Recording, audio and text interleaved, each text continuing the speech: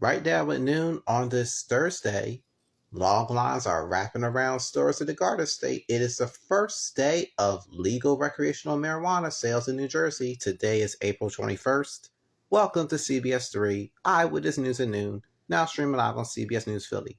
My name is William. For those of you who know me, I'm filled in for Aunt Jan and Uncle James.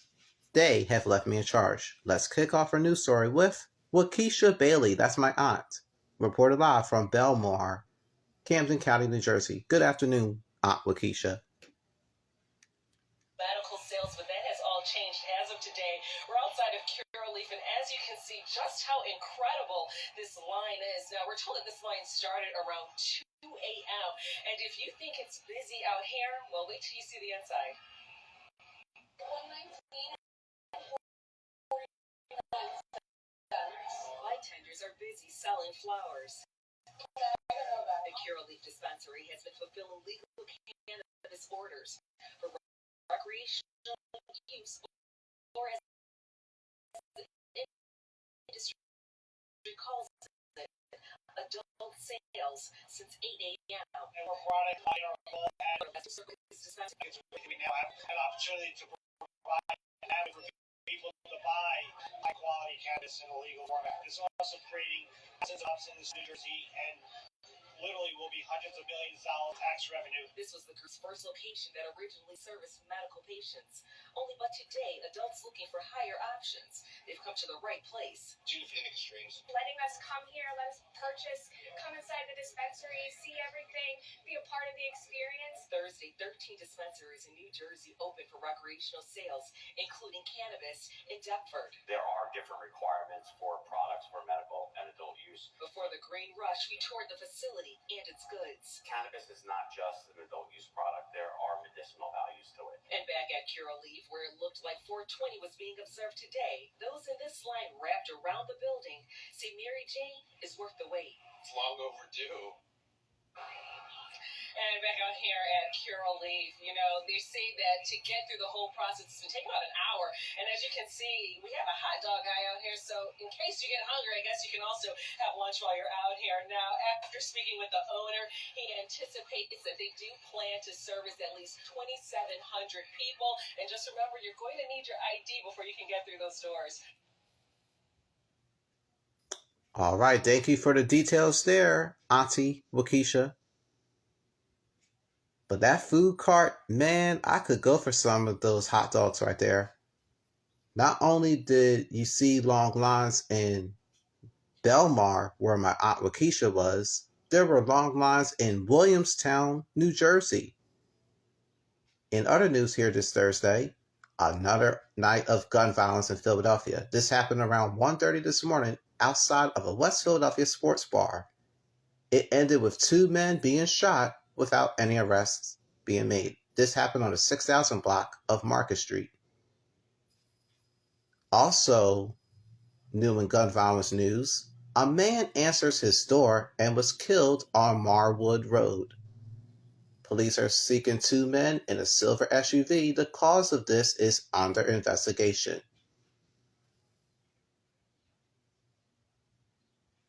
And a car was being hit by a bullet in a possible robbery at 4th and Girard, right where SEPTA's Route 57 bus and 15 go down there all the time. The cause of that is under investigation. There's even more gun violence here on this Thursday. A man was shot in the leg in Hunting Park around 9 o'clock a.m. on the corner of North 13th. The victim was taken to Temple University Hospital. There's no word on his condition as of late. To combat gun violence, Congressman Dwight Evans is getting to the bottom of this right now. That's where we'll find my Uncle Matthew live with the details there. Good afternoon, Uncle Matt. He spoke this morning here at Temple University Hospital and was joined by trauma doctors as well as gun violence advocates. His 7-point plan calls for a series of government collaborations to address the root causes of gun violence. Today we also heard from Philadelphia Mayor Jim Kenney for the first time in more than a week. But first, take a listen to Congressmember Evans. co-sponsored and voted for legislation in Congress, but I want to look beyond the ways to do more. This epidemic of gun violence demands all hands on deck. This nation is the most armed nation in the history of the world, and we are not safe. Recently came back from Europe, Madrid, walked around the city of Madrid at midnight, 1 o'clock in the morning, knowing that the only people holding a gun were police, and I felt liberated and safe. There's too many guns here.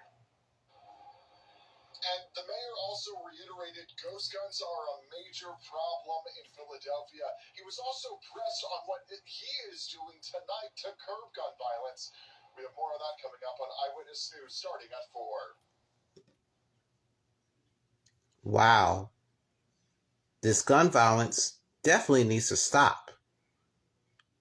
Thanks so much for the details, Uncle Matthew.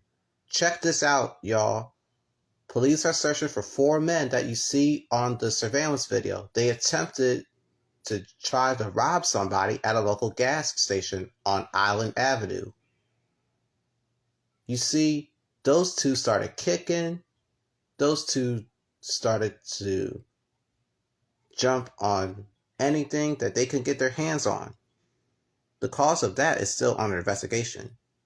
A live look at Fairmount Park as CBS 3 takes you to it right now. I just love Fairmount Park this time of year. It's a beautiful place to take a walk or get in some fresh air or exercise. Here's Larissa to time it all down for y'all. Go ahead, sister. Compared to where we're going, today temperatures are finally climbing into the 60s this afternoon, and the mercury is still rising. Tomorrow is the day that's going to be a really nice one with plenty of sunshine, and temperatures for the week will peak before another gradual warm-up. We'll talk about that in a moment, but take a look at what's happening outside. If you notice those clouds filling in, well, here's why. A cold front is slicing across the middle of the state, and this is responsible for the clouds that have thickened up throughout the afternoon. That'll be the case all day, and a few showers are trying to make their way down to the surface, but not quite. We'll move through. We'll see more showers, I should say. Late afternoon and into the evening. For now, we're dry, and yes, it's a little bit breezy. 62 degrees, the current temperature out the door here in Philly. Winds are out of the southwest, and that's what has helped usher in this milder air mass. Gusts are closer to 20 miles an hour, and unfortunately, we're going to remain with these gusty conditions for the rest of the afternoon. Temperatures elsewhere in the region, 50s and 60s dominating, but as I mentioned, we're going to get a little bit warmer. Oh, yeah. We are definitely getting warmer, no doubt about it. Thank you, Larissa. In a surprise announcement, Jay Wright has retired as Villanova's head coach after nearly over 21 years he's been there. So he's 60 years old to this very day. Under his tenure, he won 2 national titles in 2016 and 2018. He was inducted into the Basketball Hall of Fame. The next head coach will take over will be Kyle Neptune. In a statement that he said, Patty and I have been blessed to work with these incredible gifted young men who allowed us to bring us joy and all the rest. Even though it's time for a new era of Villanova basketball, I am proud to hand over the reins to the next coach. You can watch the live news update that's scheduled for 10 a.m. exclusively on CBS 3, Philadelphia, and CBS News Philadelphia as well. I can't wait to see that. 9 minutes to 12 on this Friday Junior. Not only is Jay Wright retiring, the Sixers won their game. Let's have some of yesterday's highlights. The game was tied at 101 apiece. Then booyah! Joel, the process Embiid, drains in the 3, and that's the game, y'all. They move on up as they go to 3-0. A clean sweep is going to happen on the 23rd of April, which is Saturday. Game time starts at 2 p.m. Coming up on this Thursday afternoon, we'll have the rest of the top stories. When we come back,